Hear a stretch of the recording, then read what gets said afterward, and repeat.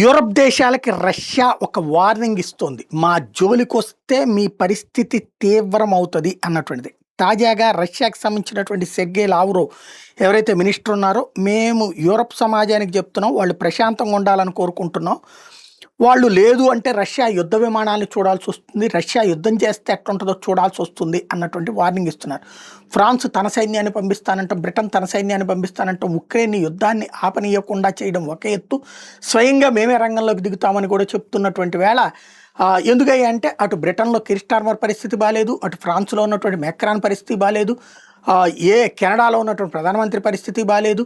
ఏ దేశాల్లో ఏ నాయకులకైతే తమ దేశంలో ప్రజల చేత చిత్కారాలకు గురవుతున్నారు లేదా ఓట్లలో గెలవలేమనుకుంటున్నారో వాళ్ళు రష్యా ఉక్రెయిన్ యుద్ధాన్ని అడ్డుపెట్టుకుని ఉక్రెయిన్కి అనుకూలంగా యుద్ధం చేయడం ద్వారా దాన్ని అంతర్జాతీయ సమస్యని ఆల్రెడీ తమ దేశానికి ఆపాదించుకుని తద్వారా దేశభక్తులుగా వీరుల్లాగా అక్కడ ఉన్నటువంటి ప్రజల్లో జాతీయభావాన్ని రేకెత్తించి మళ్ళీ గెలవాలన్న ఎత్తులు వేస్తున్నటువంటి నేపథ్యంలో రష్యా అయితే క్లియర్ కట్ వార్నింగ్ ఇచ్చింది.